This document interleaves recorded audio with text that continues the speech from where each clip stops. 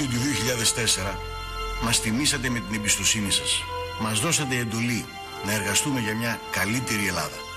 Αυτή ήταν και η ευθύνη μας. Οι δυσκολίες που αντιμετωπίσαμε ήταν πολλές. Όμως το έργο που συντελέστηκε είναι σημαντικό. Λιγότεροι φόροι, περισσότερες δουλειές, ευκαιρίες για όλους.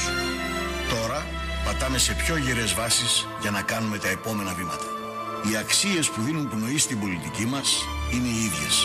Οι συνθήκες όμως είναι ωριμότερες, καλύτερες.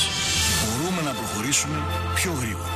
Να κάνουμε πιο πολλά βήματα για μια κοινωνία συνοχής και αλληλεγγύης. Για πιο δίκαιο κοινωνικό κράτος. Το μέλλον της χώρας μας μπορεί να είναι φωτεινότερο και είναι δικιά μας ευθύνη να το επιτύχουμε. Μαζί μπορούμε να πάμε την Ελλάδα μπροστά.